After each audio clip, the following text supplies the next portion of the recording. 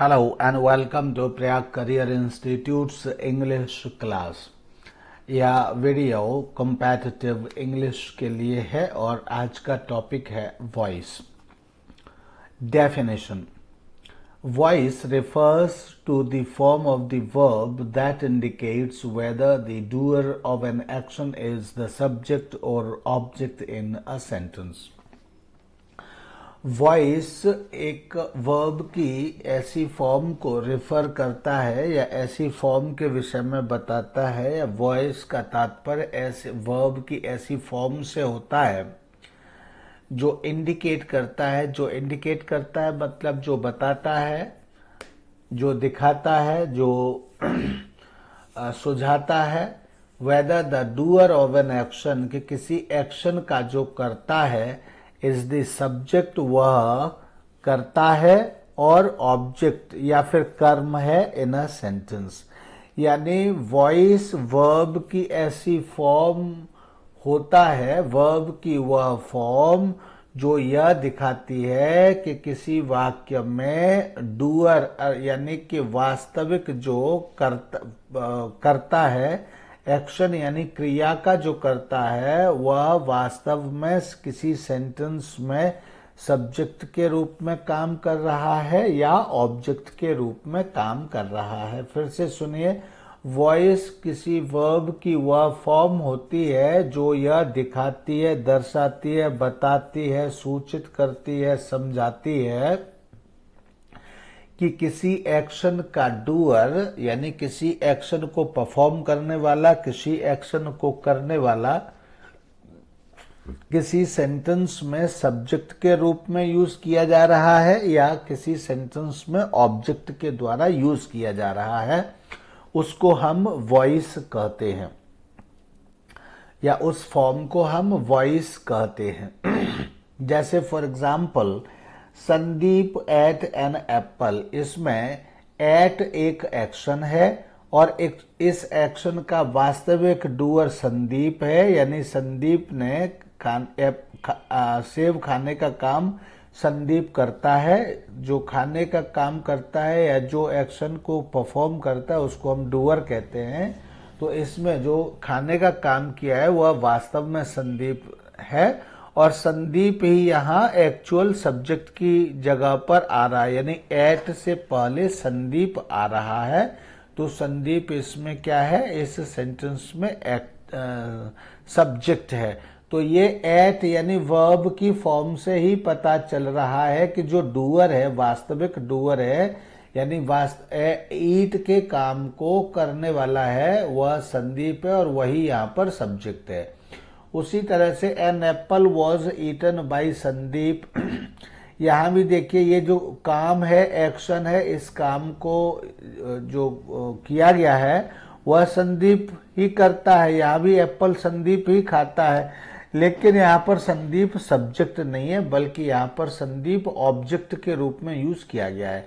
Subject के रूप में सब्जेक्ट क्या होता है, जो वर्ब से पहले आता है वह सब्जेक्ट होता है। तो इस सेंटेंस में मतलब परफॉर्मर तो यानी कि काम तो एक्शन तो ईट का हो रहा है, लेकिन और ईट का वास्तविक डूअर भी कौन है, संदीप है। लेकिन संदीप को सब्जेक्ट न बना करके यहाँ पर ऑब्जेक्ट बना करके लिखा गया है।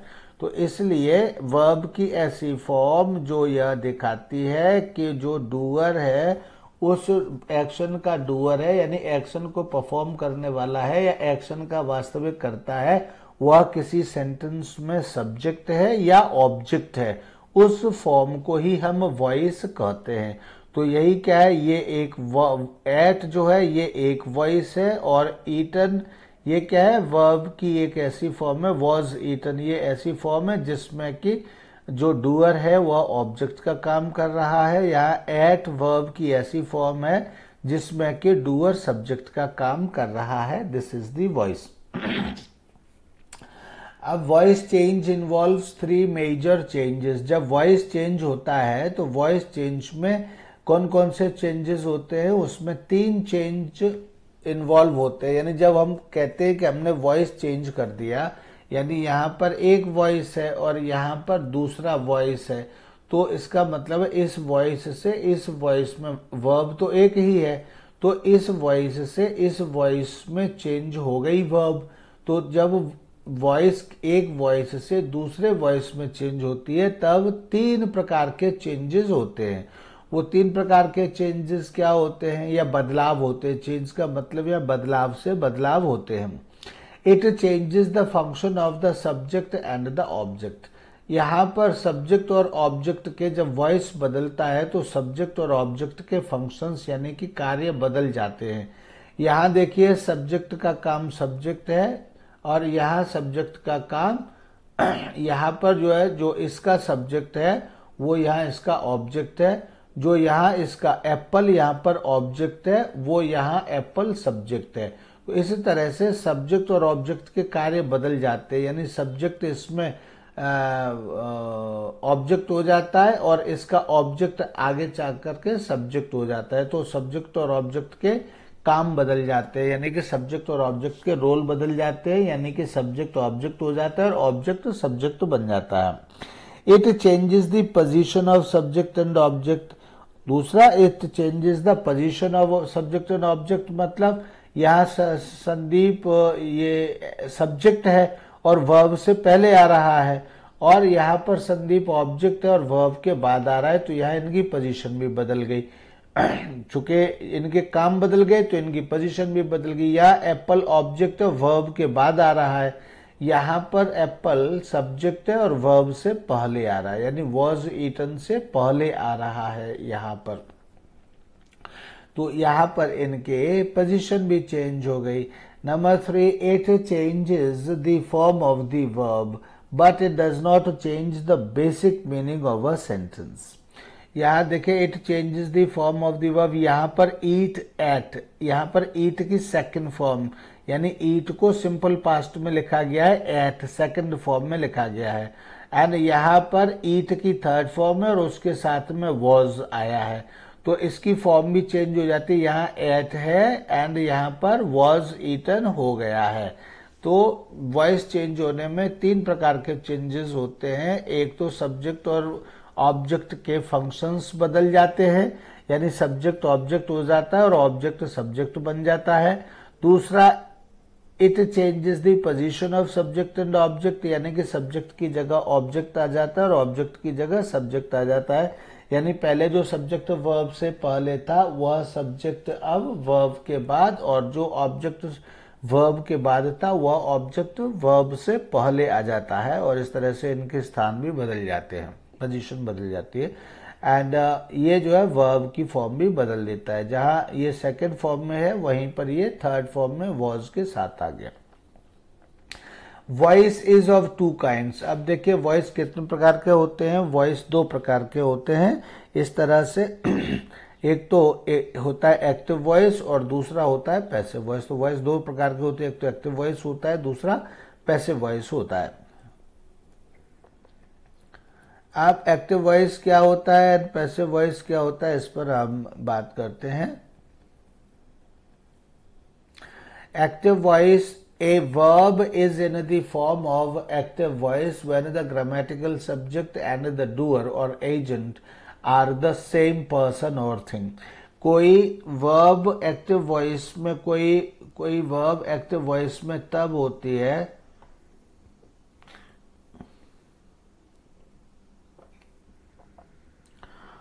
इसमें थोड़ा सा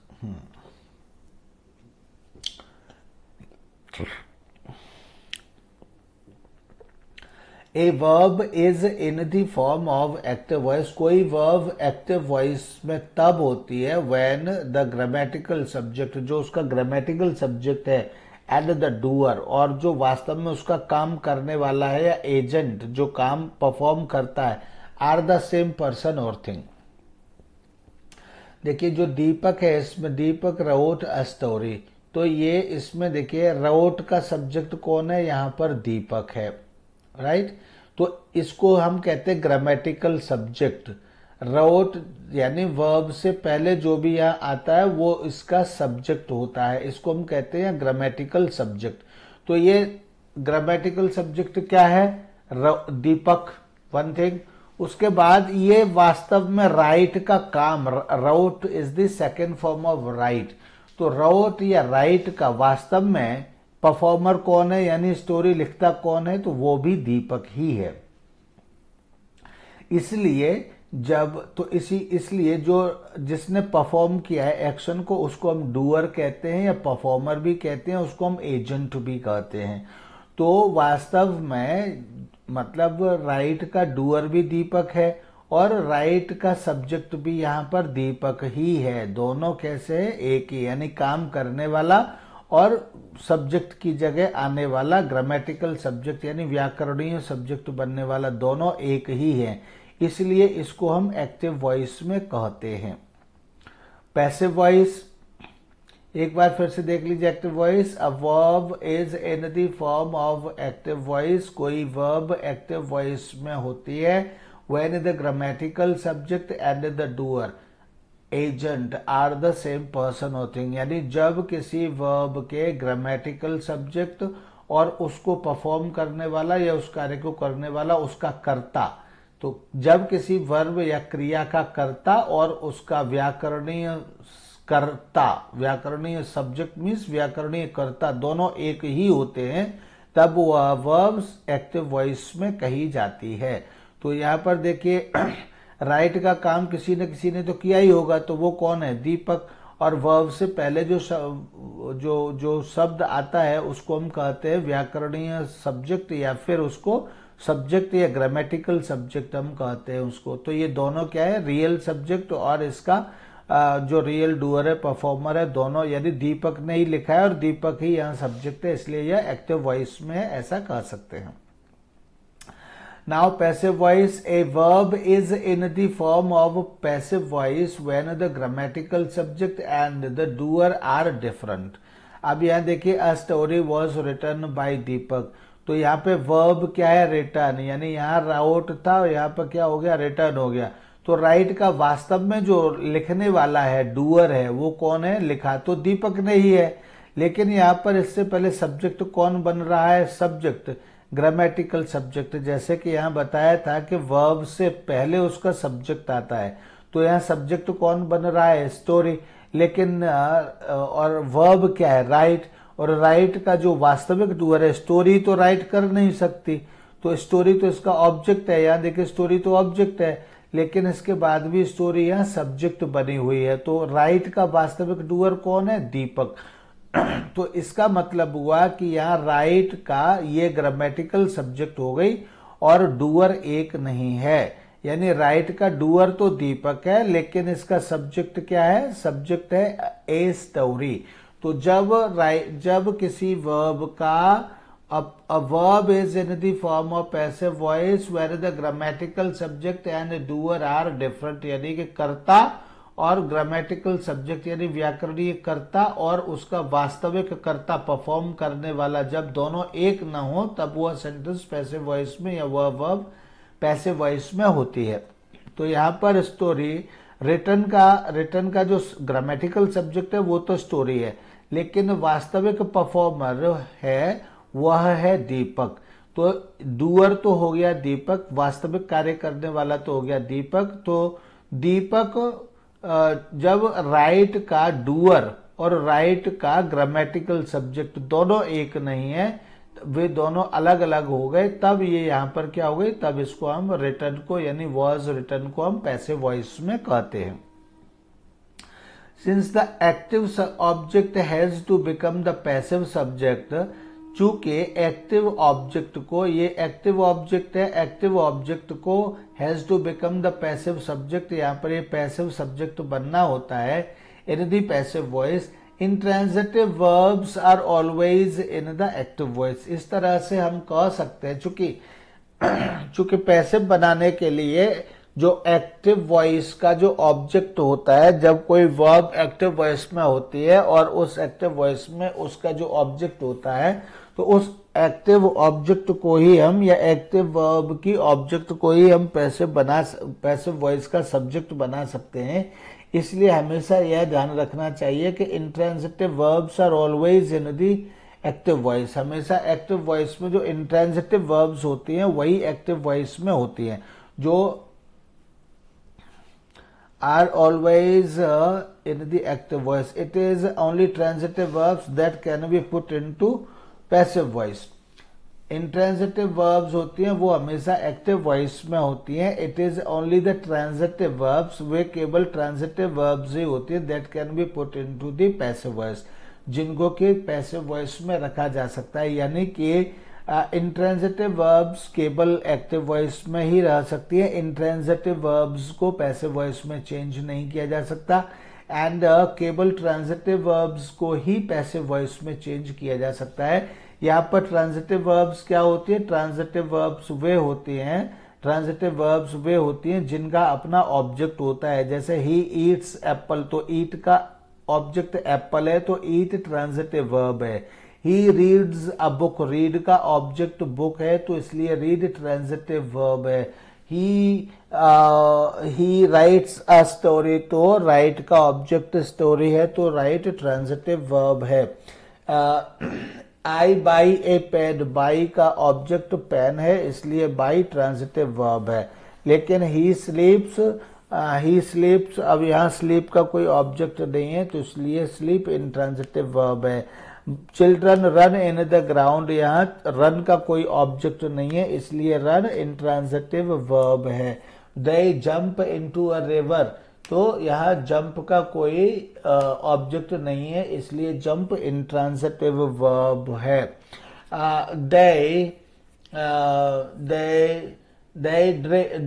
दे स्विम इन वाटर, यहाँ स्विम का कोई ऑब्जेक्ट नहीं है इसलिए स्विम एक इंट्रांजिटिव वर्ब है.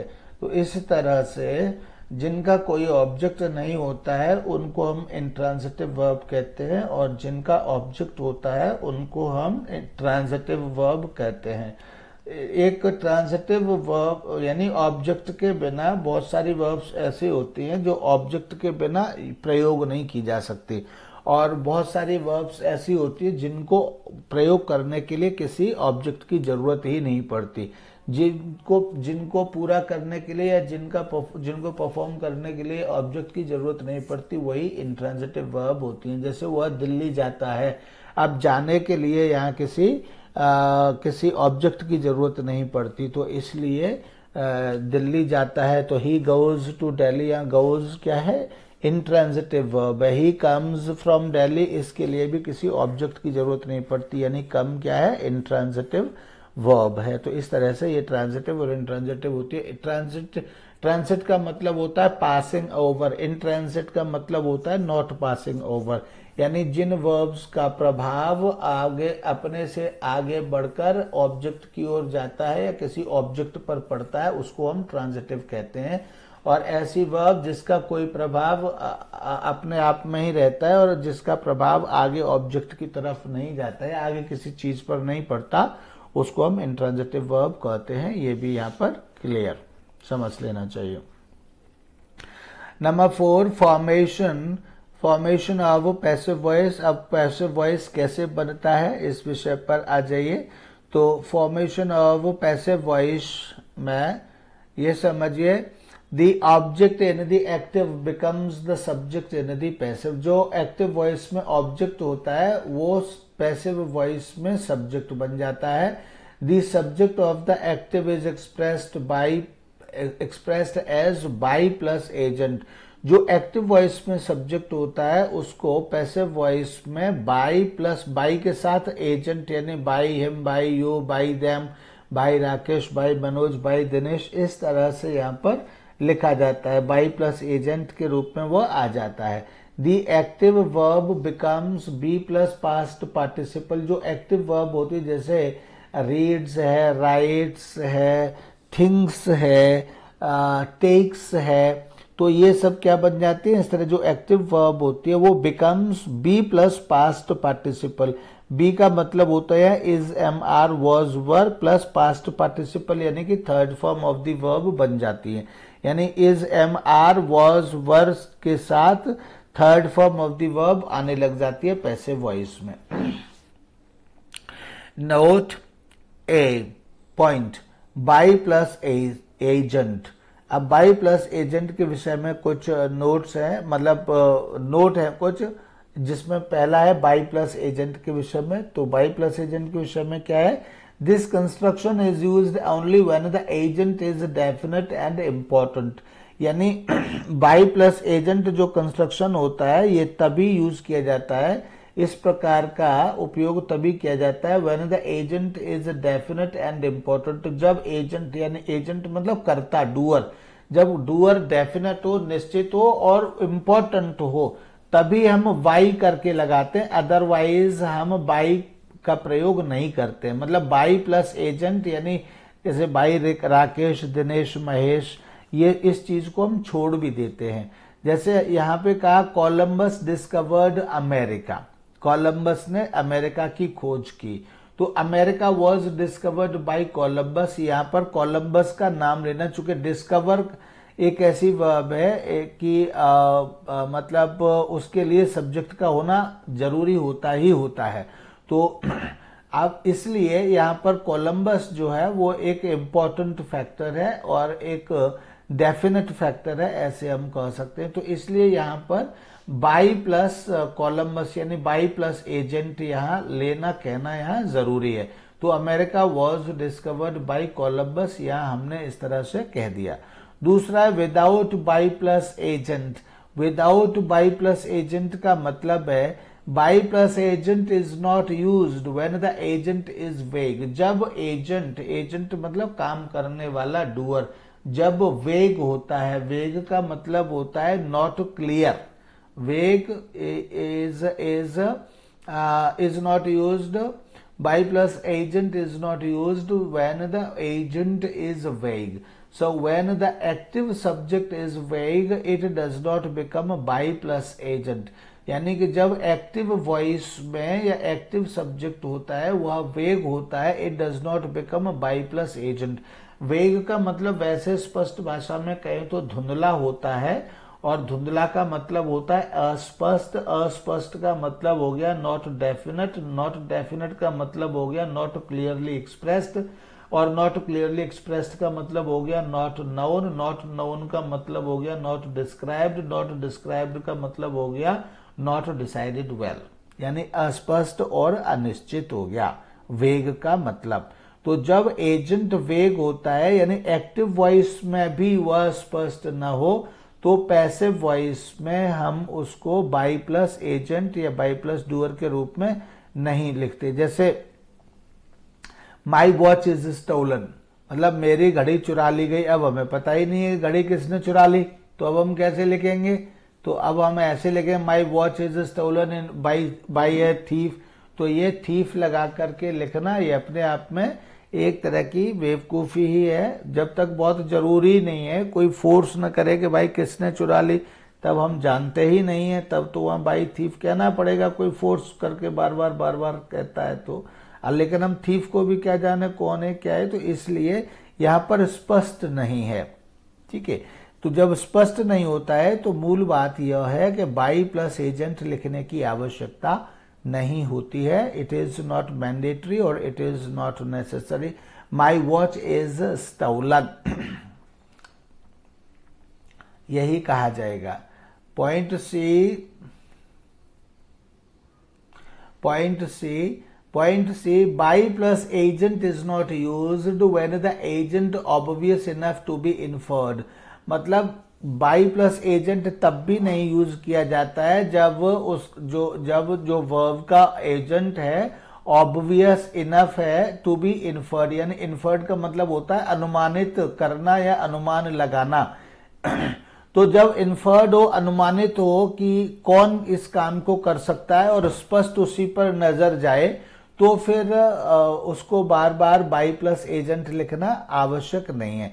जैसे bread is baked in a special kind of oven. Bread is baked यानी कि ब्रेड को सेका बनाया जाता है in a special kind of oven. Books are sold at 25% concession, यानी बुक्स यहाँ पर बेची जाती है 25% कंसेशन पर बुक्स बेची जाती हैं।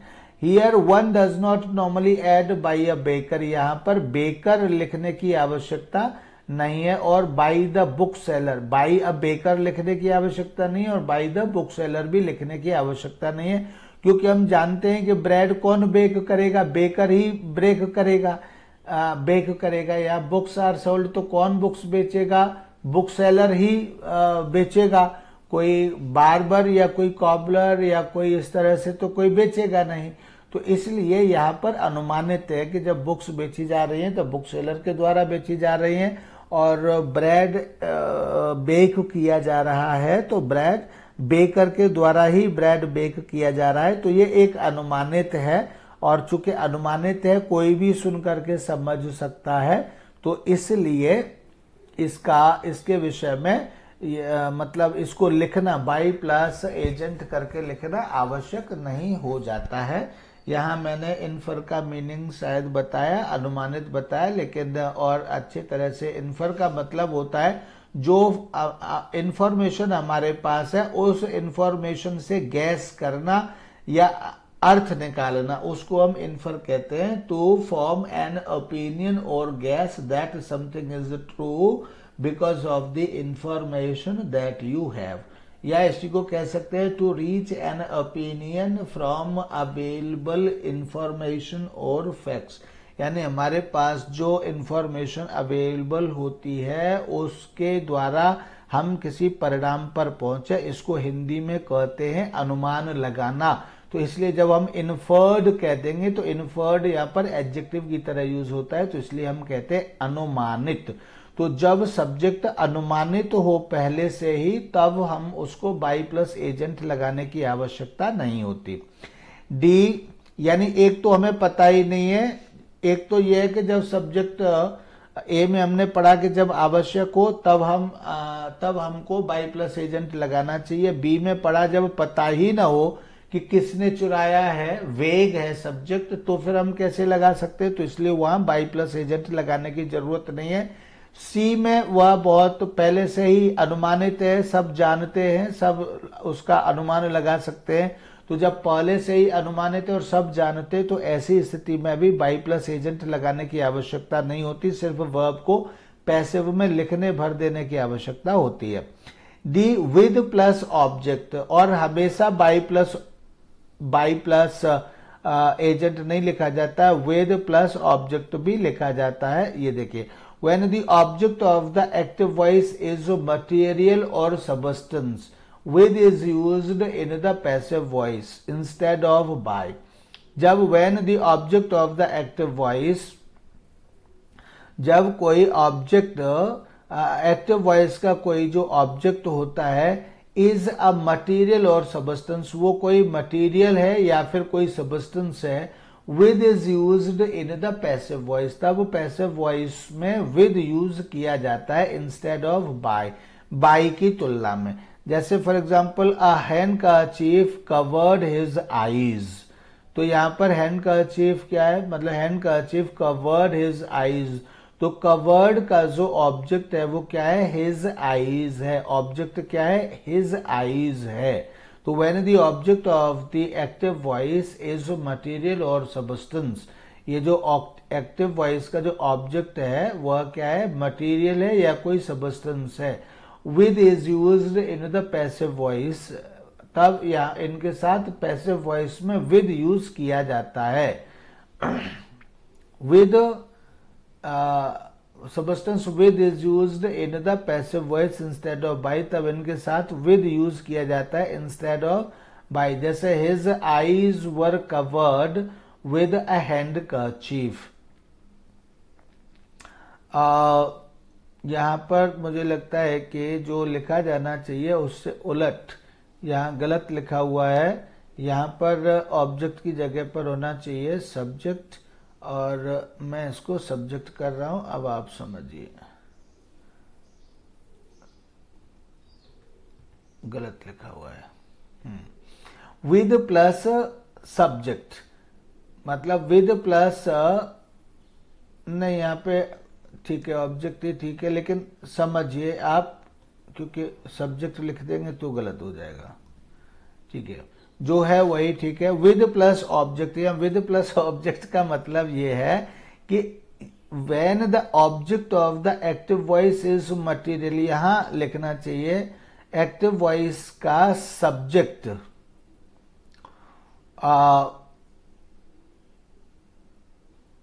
यहां पर सब्जेक्ट लिखना चाहिए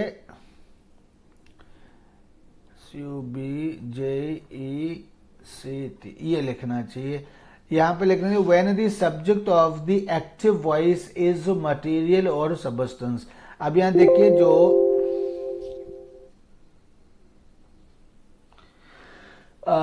बैटरी का मैसेज आप लोगों ने देख लिया होगा, पढ़ लिया होगा, तो थोड़ा सा पढ़ लेंगे। मैं जरा एक बार बैटरी शायद कुछ इसमें है, तो मैं जरा एक बार, बैटरी का डिस्टरबेंस हो रहा है, आप लोग थोड़ा सा कोऑपरेट करिए, अदरवाइज मुझे दोबारा से इसको रिकॉर्ड करना पड़ेगा पूरा का पूरा, तो इसलिए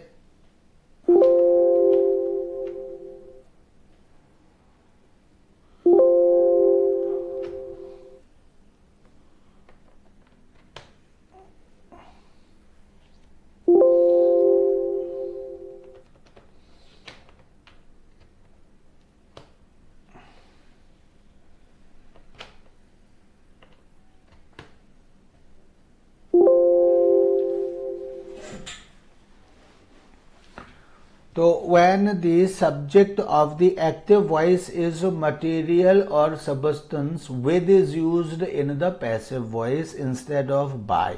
अब यहाँ पर देखिए कि जो हैंडकर्चीफ है वो एक्टिव वॉइस में वर्ब का वर्ड है और इसका जो सब्जेक्ट है वो हैंडकर्चीफ है। इसी तरह से यहाँ सेकंड सेंटेंस में गैस फिल्ड द किचन, यहाँ जो वर्ब है वह फिल है और इसका जो सब्जेक्ट है वह गैस है। तो यहां पर कहा गया when the subject of the active voice, active voice का जो सब्जेक्ट है, एक में हैंडकरचीफ दूसरे में गैस, इज अ मटेरियल और सबस्टेंस। ये मतलब कोई सजीव व्यक्ति नहीं है या सजीव व्यक्ति नहीं है। क्या है ये, मटेरियल है या सबस्टेंस है, कोई पदार्थ है ये।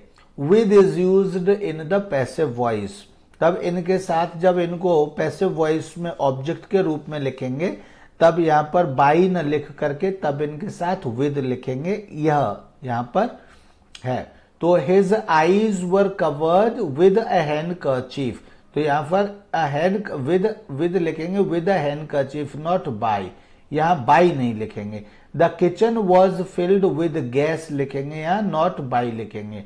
The kitchen was filled with gas, यानी कि यहाँ गैस क्या है, सब्जेक्ट है, और ये क्या है, पदार्थ है। तो पदार्थ जब यहाँ ऑब्जेक्ट बनेगा तो ऑब्जेक्ट के साथ बाई न लिख करके विद लिखा जाएगा, ये इसमें बताया जा रहा है। यह आपका फर्स्ट पेज हुआ। तो इसलिए by plus object is used to indicate agent and with plus object to indicate means or instrument, यानी वास्तव में जो एजेंट यानी कि वास्तव में जो डूअर होता है, जो वास्तविक कर्ता होता है, उसको दिखाने के लिए तो by plus ऑब्जेक्ट का यूज किया जाता है, एंड विद प्लस ऑब्जेक्ट का यूज टू इंडिकेट मीन्स, कोई साधन दिखाने के लिए या इंस्ट्रूमेंट दिखाने के लिए विद प्लस ऑब्जेक्ट का यूज किया जाता है। साधन और इंस्ट्रूमेंट दिखाने के लिए बाई का यूज नहीं किया जाता है। Point E, ellipsis of verb B, यानी वर्ब बी का इलिप्स, मतलब कि इलिप्स का मतलब होता है अमीशन। इलिप्स का मतलब होता है अमीशन। अमीशन मतलब लीविंग आउट वर्ड्स, यानी कि वर्ड्स को छोड़ देना। तो वर्ब बी को छोड़ देना, खत्म कर देना। When two or more passive verbs are used, जब दो या दो से ज्यादा, when two or more passive verbs are used, जब दो या दो से ज्यादा passive verbs यूज की जाती हैं, verb be used in the first instance, तो verb be पहले जो इंस्टेंस या उदाहरण या verb में जो यूज की जाती है, and omitted in the rest, वो जो है दूसरे बाकी में क्या होती है, बाकी में वह अमिट कर दी जाती है, यानी कि लीव आउट कर दी जाती है, यानी कि छोड़ दी जाती है, यानी कि खत्म कर दी जाती है। Example, new programs are being produced and beamed by the TV every day. तो यहाँ पे देखिए न्यू प्रोग्राम्स आर बीइंग, ये आर बीइंग क्या है, ये वर्ब बी है, आर बी वर्ब बी है एंड बीइंग भी वर्ब बी है। तो आर बीइंग प्रोड्यूस्ड यानी पहले में तो हमने लिख दिया आर बीइंग, लेकिन दूसरे में आर बीइंग बीम्ड, तो यहां भी आर बीइंग आ रहा है, लेकिन दूसरे में ये नहीं लिखी जाती है और खत्म कर दी जाती है। प्रोड्यूस्ड और उसके साथ एंड के बाद सीधा बीम्ड लगा करके लिख करके भी काम चला दिया जाता है bye the TV every day. तो when two or more passive verbs are used, verb be used in the verb instance, यहाँ पे ये थोड़ा सा क्लियर कर देता हूं मैं, एक मिनट आप लोग। हाँ, verb be used in the first sentence and omitted the rest, और बाकी में मतलब पहले में तो यूज की जाती है और बाकी में वह खत्म कर दी जाती है। This is the meaning. अब now fifth point is voice structure. Voice का जो स्ट्रक्चर होता है वह क्या होता है, वॉइस का स्ट्रक्चर क्या होता है। वॉइस का स्ट्रक्चर का मतलब यह है कि उसका जो मतलब उसमें सबसे पहले क्या लिखा जाता है सेंटेंस में, उसके बाद क्या, उसके बाद क्या, तो इस तरह से voice change affects only the form. Voice जो चेंज है अफेक्ट्स ओनली द फॉर्म, वह केवल वर्ब की फॉर्म को ही चेंज करता है। So the structure of a sentence can be changed without changing it's meaning. इसलिए जो इसका स्ट्रक्चर है वर्ब का मतलब सेंटेंस का, so the structure of a sentence can be changed, change किया जा सकता है विदाउट चेंजिंग इट्स मीनिंग। इसका मीनिंग चेंज किए बगैर ही इसका स्ट्रक्चर चेंज किया जा सकता है।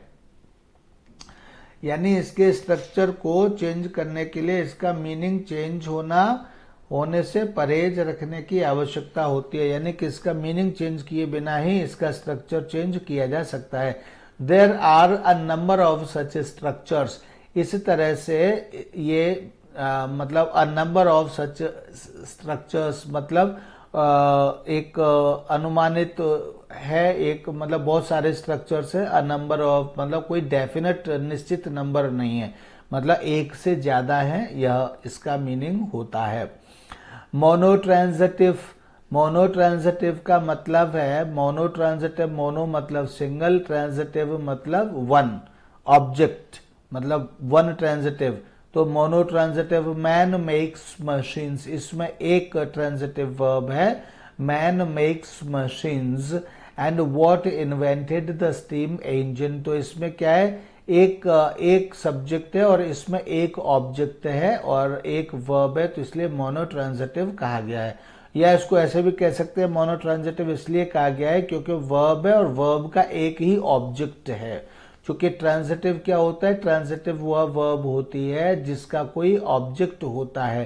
तो इसका मतलब है कि एक ही ऑब्जेक्ट है इसका, इसलिए इसको मोनोट्रांजिटिव कहा गया है। सब्जेक्ट तो एक ही होगा और ट्रांजिटिव से सब्जेक्ट का कोई लेना देना भी नहीं है। ट्रांजिटिव का मतलब है ऑब्जेक्ट से ही लेना देना है। तो मैन मेक्स मशीन्स यानी इसमें एक ऑब्जेक्ट है, इसलिए इसको मोनोट्रांजिटिव कहा गया है। What invented the steam engine, यहां भी क्या है, एक ही ऑब्जेक्ट है इंजन, इसलिए इसको मोनोट्रांजिटिव कहा गया है। अब इसका पैसिव क्या हो जाता है, machines are made by man and the steam engine was invented by what, ये हो गया। यानी कि इसमें is am are verb be में चेंज हो गई, मेक्स एंड इन्वेंटेड भी चेंज हो गई, किसमें, बी प्लस थर्ड फॉर्म में। एंड यहाँ पर जो सब्जेक्ट है मैन वो वहां बाय मैन करके आ गया, यहाँ व्हाट इन्वेंटेड बाय व्हाट करके आ गया। और ये इस तरह से ये चूंकि मोनोट्रांजिटिव है यानी एक ही ऑब्जेक्ट है, तो एक ऑब्जेक्ट यहाँ बी से पहले सब्जेक्ट के रूप में आ गया, एक ऑब्जेक्ट है इसलिए कोई प्रॉब्लम नहीं आई। दूसरा है डी ट्रांजिटिव। डी ट्रांजिटिव का मतलब ही क्या है, डी मतलब टू, तो इसमें यानी कि दो ऑब्जेक्ट हो गए। जब दो ऑब्जेक्ट हो गए तो इसलिए इसको डी ट्रांजिटिव कहा गया। In the transitives, either the direct object or the indirect object can be passivized.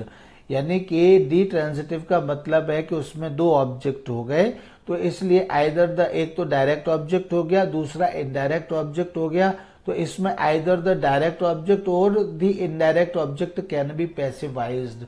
यानी इनमें चाहे डायरेक्ट ऑब्जेक्ट को आप पैसिव बना सकते हो या फिर इनडायरेक्ट ऑब्जेक्ट को भी। यानी डायरेक्ट ऑब्जेक्ट का मतलब होता है जिस पर परिणाम सीधा आता है वर्ब का, उसको डायरेक्ट ऑब्जेक्ट कहते हैं।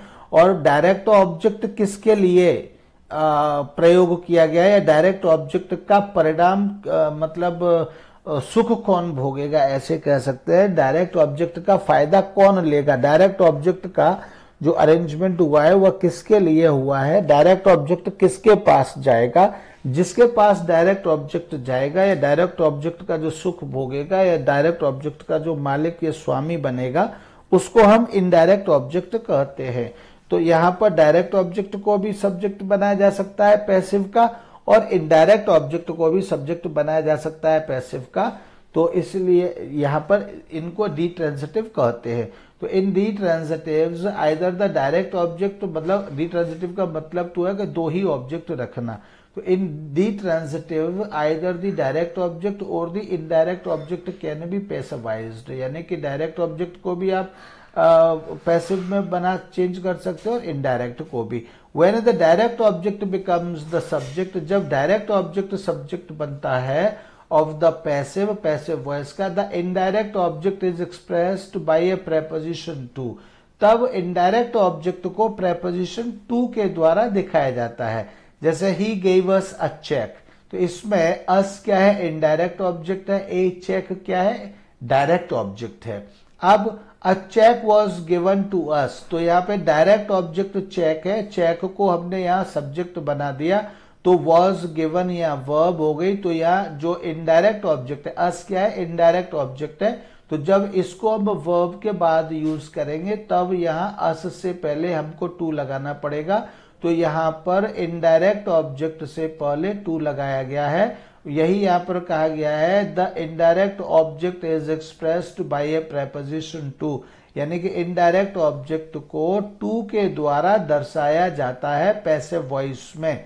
अगर पैसिव वॉइस में दो ऑब्जेक्ट है, डायरेक्ट ऑब्जेक्ट और इनडायरेक्ट ऑब्जेक्ट एक्टिव वॉइस में, और उसको पैसिव वॉइस में बदलने के लिए डायरेक्ट ऑब्जेक्ट को हमने सब्जेक्ट बना दिया, तो फिर इनडायरेक्ट ऑब्जेक्ट, अभी तो यह इनडायरेक्ट ऑब्जेक्ट में और वर्ब के बीच में कोई प्रेपोजिशन नहीं है, लेकिन जब अगर इसको हम पैसिव वॉइस में चेंज कर देंगे तो पैसिव वॉइस में चेंज करने पर यहां पर इनडायरेक्ट ऑब्जेक्ट से पहले टू आ जाएगा और क्या हो जाएगा, डायरेक्ट ऑब्जेक्ट।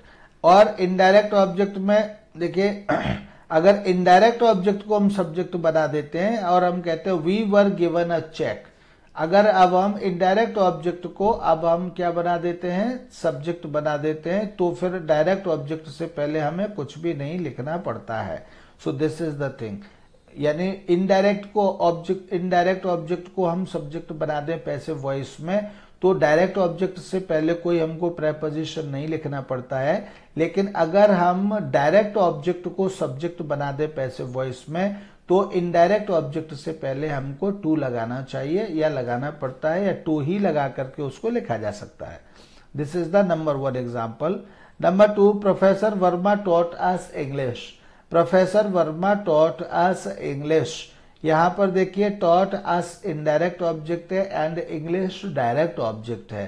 तो अब यहां पर अगर हम इनडायरेक्ट ऑब्जेक्ट क्या है, अस को हम सब्जेक्ट बना दें यहां, और we were taught English by professor Verma हो गया यहाँ, we were taught English by professor Verma हो गया। यानी वी को हमने, अस को इनडायरेक्ट ऑब्जेक्ट था लेकिन उसको हमने सब्जेक्ट बना दिया यहाँ और वी लिख दिया, तो वी वर टॉट, और ये इंग्लिश डायरेक्ट ऑब्जेक्ट था, तो डायरेक्ट ऑब्जेक्ट वर्ब के बाद आ गया। यहां पर हमने कोई प्रेपोजिशन नहीं लगाया टॉट और इंग्लिश के बीच में।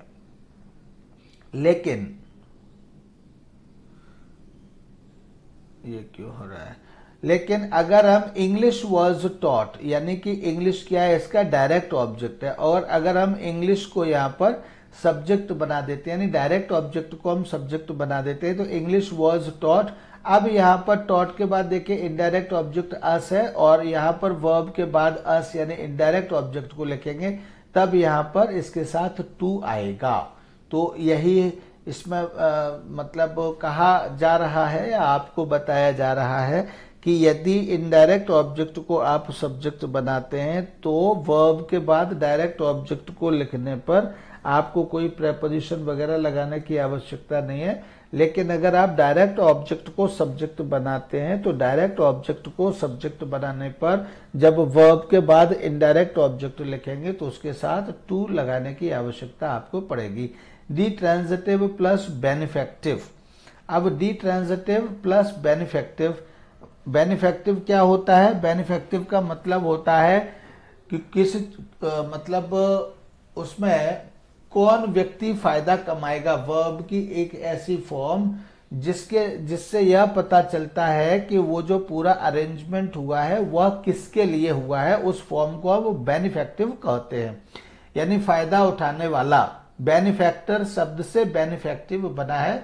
यह अमेरिकन एक्सप्रेशन ज्यादा है और ब्रिटिश एक्सप्रेशन ये कम है,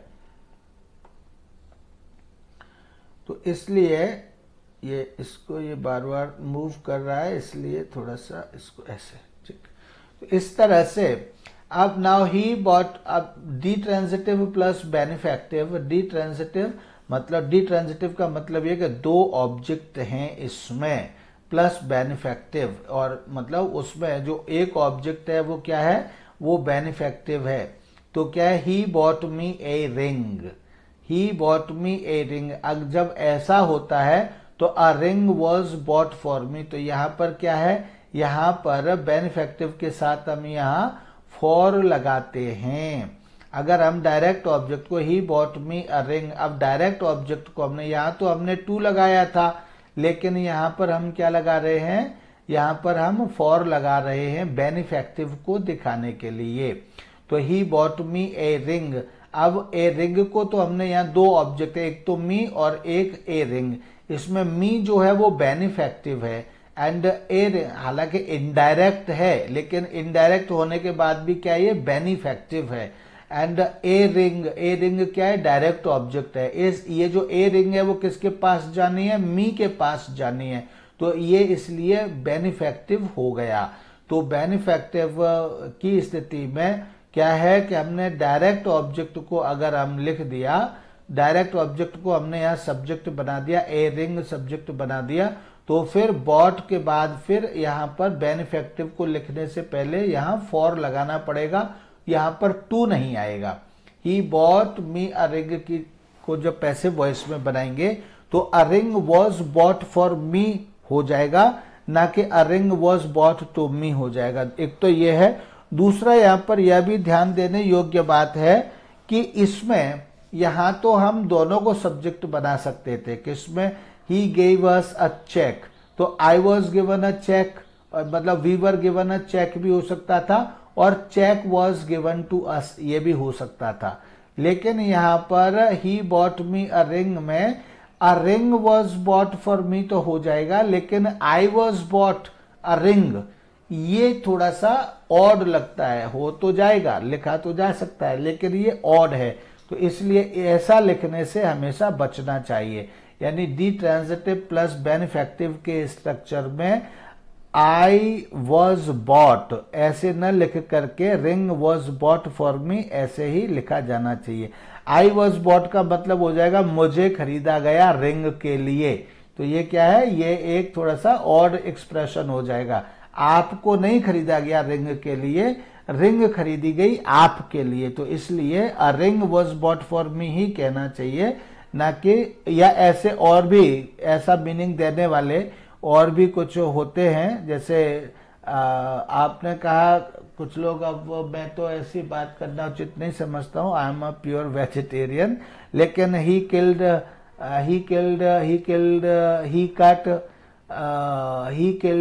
और he cut a cock for me और he killed an animal for me, ठीक है। तो I was killed न कह करके an animal was killed for me ऐसे कहना चाहिए। तो इस तरह से या he presented me a gift, he presented me a gift. तो अब यहाँ पर I was gifted to a gift न कह करके a gift was presented to me ऐसे कहना चाहिए। तो इन चीजों का ध्यान रखना चाहिए। तो अब वैसे तो वर्ब तो हो जाएगी इंग्लिश में, लेकिन अर्थ क्या निकल रहा है उसके अकॉर्डिंग भी थोड़ा सा देख करके ध्यान रखने की आवश्यकता है। तो डी ट्रांजिटिव प्लस बेनिफेक्टिव में यह आपने एक पढ़ा। दूसरा, they left us some food, इसी का दूसरा एग्जाम्पल जो मैं अभी अपने दिमाग में ढूंढ रहा था उसका एग्जाम्पल यहाँ है। दूसरा है they left us some food, अब यहाँ पर उन्होंने कुछ फूड हमारे लिए छोड़ दिया। अब क्या है, some food was left for us. अब यहाँ पर I was left for food नहीं कहना चाहिए, ग्रामेटिकली तो ठीक है, I was left some food हो जाएगा, we were left some food हो जाएगा क्योंकि अस है ना सब्जेक्ट, तो यहाँ we were left some food हो जाएगा। लेकिन कहेंगे तो इसका मतलब है हमको खाने के लिए छोड़ दिया गया, तो this is not the right sense, ये ठीक सेंस नहीं है। इसलिए some food was left for us, तो ये जो अस है ये बेनिफेक्टिव है। बेनिफेक्टिव मतलब ये फूड का मतलब बेनिफिट किस पर जाएगा, अस के पास जाएगा। तो इसलिए यहां पर इनके साथ फॉर लगाना चाहिए। आगे ये देखिए, यहां पर द सेकंड ऑब्जेक्ट यानी कि direct object usually becomes the subject in the passive. यहां पर जो डी ट्रांजिटिव बेनिफेक्टिव जो होते हैं इनमें द सेकंड ऑब्जेक्ट यानी direct object usually becomes the subject in the passive. Passive में डायरेक्ट ऑब्जेक्ट को ही सब्जेक्ट बनाया जाता है usually. The first object indirect object is used with for plus object. जो दूसरा फर्स्ट ऑब्जेक्ट होता है जिसको हम डायरेक्ट ऑब्जेक्ट कहते हैं वो उसको हम हमेशा फॉर प्लस ऑब्जेक्ट के रूप में ही हम उसको यूज करते हैं। Note, for plus object is used when the first object indirect object is purposive और बेनिफेक्टिव। यानी कि फॉर प्लस ऑब्जेक्ट उस समय यूज किया जाता है व्हेन द फर्स्ट ऑब्जेक्ट यानी जब इनडायरेक्ट ऑब्जेक्ट या तो पर्पसिव हो या बेनिफेक्टिव हो तब फॉर प्लस ऑब्जेक्ट यूज करना चाहिए। यानी जब इनडायरेक्ट ऑब्जेक्ट इस तरह से हो जो कि मतलब डायरेक्ट ऑब्जेक्ट को का रिसीवर हो, प्राप्त करने वाला हो, तब फॉर प्लस ऑब्जेक्ट के रूप में ही हमको पैसिव वॉइस में उसके साथ यूज करना चाहिए। बाय या विद का इस तरह से यूज नहीं करना चाहिए। He bought me a ring, a ring was bought for मी। यहाँ पर मी जो है इनडायरेक्ट ऑब्जेक्ट है और ये बेनिफेक्टिव फॉर्म में है, तो इसलिए यहाँ पर a ring was bought for me कहा जा रहा है। B point is in this construction the first object यानी कि indirect object is not made the subject of the passive because the sentence becomes rather clumsy. तो जो मैं अभी बात कर रहा था, इन दिस कंस्ट्रक्शन, इस कंस्ट्रक्शन में the first object indirect object is not made the subject यानी इनडायरेक्ट ऑब्जेक्ट को सब्जेक्ट नहीं बनाया जाता है पैसिव वॉइस का, क्योंकि because the sentence becomes rather clumsy यानी जो सेंटेंस है वो जो है थोड़ा सा अच्छा नहीं लगता है, क्लमजी हो जाता है। जैसे he was bought a ring अगर हम कहेंगे तो ये मजाक के पात्र हो जाएंगे। He was bought a ring क्या एक मजाक का पात्र होना है। एंड इसके बाद है सी। अभी हम यहीं तक ले रहे हैं आज और सी तक। तो two plus object is used when the first object indirect object indicates a recipient.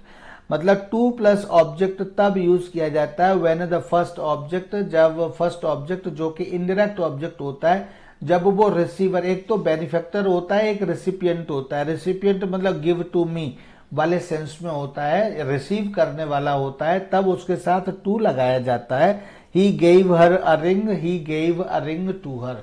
यहाँ पर यह समझने वाली बात है कि ऑब्जेक्ट दो प्रकार के होते हैं यहाँ, एक तो रेसिपिएंट होता है एक बेनिफेक्टर होता है। बेनिफेक्टर का मतलब है उसका प्रयोग करेगा, जो ऑब्जेक्ट है उसका प्रयोग करेगा और ये दिखाया जाएगा कि उसका प्रयोगकर्ता वही बनेगा। तो जब प्रयोगकर्ता वही बनेगा वहां पर हमेशा फॉर आता है, और जहां पर कोई रिसीव कर रहा है, देने की बात है, वहां पर हमेशा टू आता है। इसको हम ऐसे कह सकते हैं। आज के लिए यहीं तक, और इससे अगला पॉइंट नेक्स्ट वीडियो में स्टार्ट किए जाएंगे, क्योंकि ये वीडियो 55 मिनट्स की हो गई है, इसलिए इसको हम यहीं पर बंद करते हैं। आज के लिए इतना ही। Thank you, bye bye.